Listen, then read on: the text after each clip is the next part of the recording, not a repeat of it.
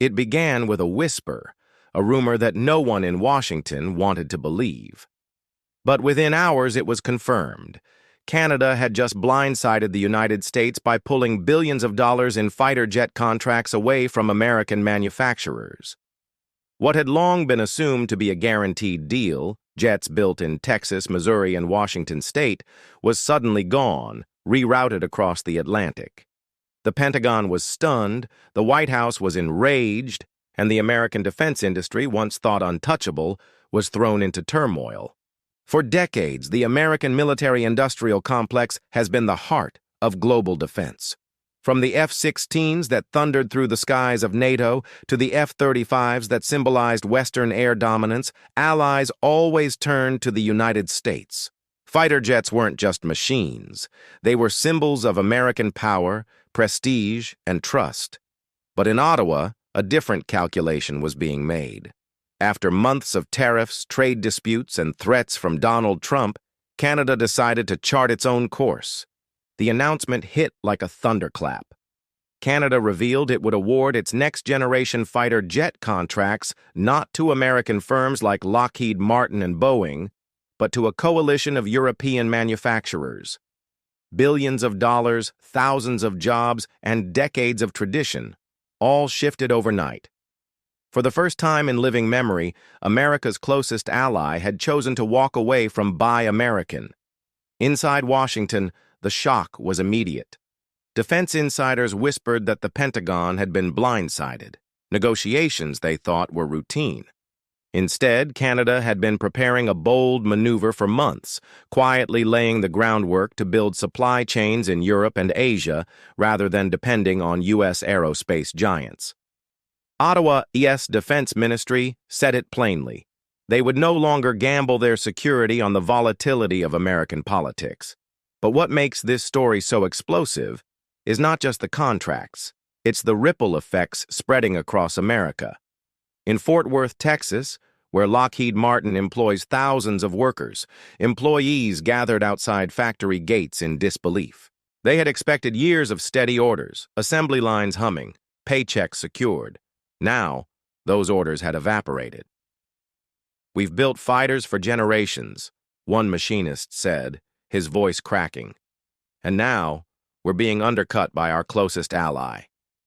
In St. Louis, Missouri, Boeing's defense division, long the anchor of the city's economy, faced the same grim reality. Suppliers who built aluminum parts, avionics, and electronics suddenly saw their future in doubt. Analysts estimated that over 20,000 American jobs could vanish if Canada's pivot holds. And that doesn't include the countless small contractors, family-owned shops in Pennsylvania, Ohio, and California that feed into the aerospace supply chain. For them, the contracts were not just business, they were survival. The symbolism cut even deeper. America's role as the arsenal of democracy had never been questioned. From World War II to the Cold War to the War on Terror, the United States armed the free world. Allies didn't just buy planes, they bought into a vision of American leadership. But Canada's move sent an unmistakable message. Tariffs and trade wars have consequences. Even the closest partners will look elsewhere if Washington becomes too unpredictable. Donald Trump had once stood at the podium promising America first.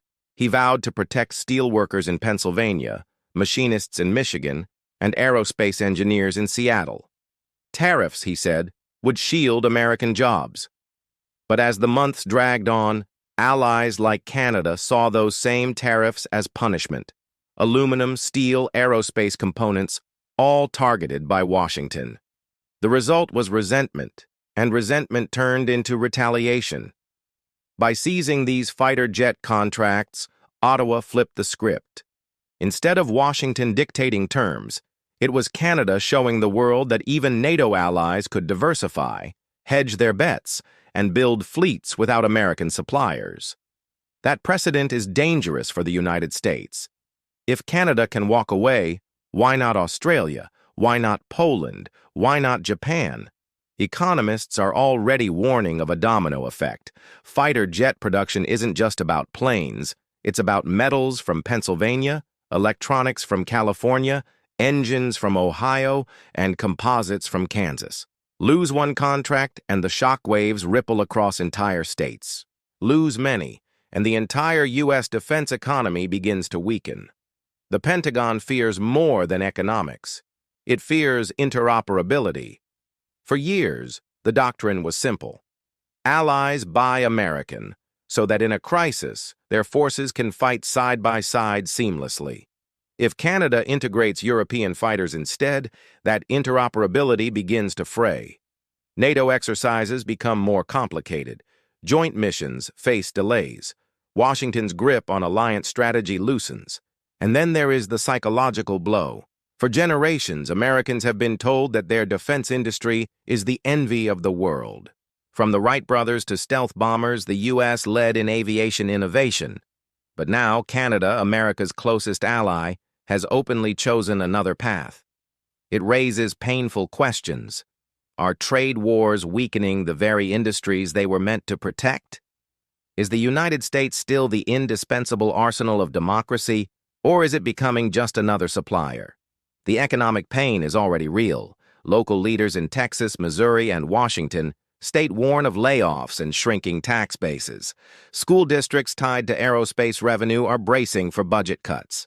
Restaurants, small businesses, and local economies that thrived on defense contracts now face uncertainty. For families, it's not about geopolitics. It's about mortgages, car payments, and futures that suddenly look fragile. Globally, the impact is just as striking. European manufacturers, emboldened by Ottawa's decision, are marketing aggressively. Their pitch is simple. If Canada trusts us, so can you. Countries like Germany, France, and Sweden see an opening to expand their market share. Asian allies like Japan and South Korea are watching closely. If Canada can diversify, they may decide it's time to hedge as well.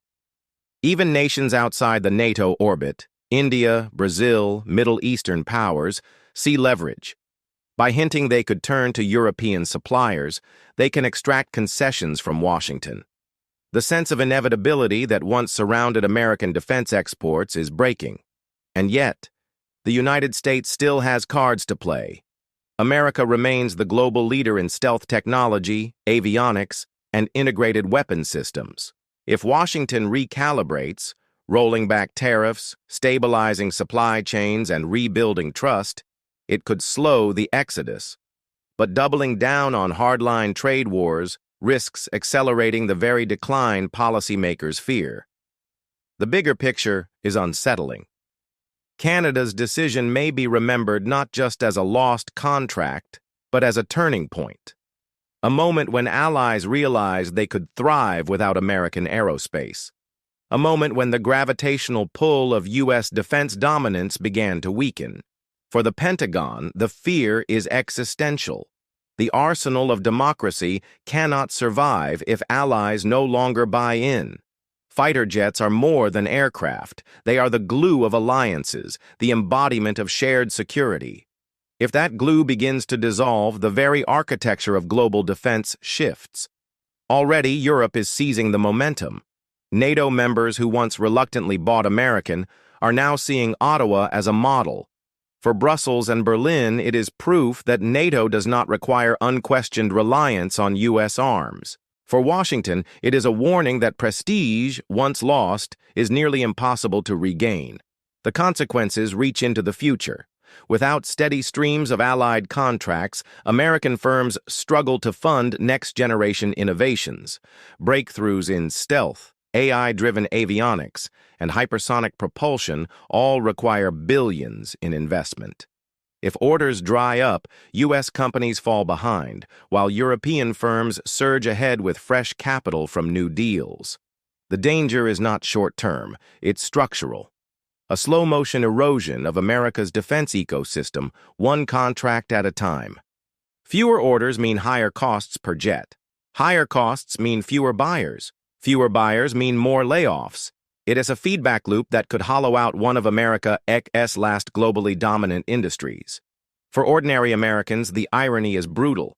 Tariffs were supposed to protect jobs. Instead, they may be destroying them. Taxpayers may soon find themselves paying more for fewer jets, while allies fly cheaper European alternatives. The very workers Trump vowed to protect, steelworkers, machinists, aerospace engineers, are becoming the first casualties of his trade war.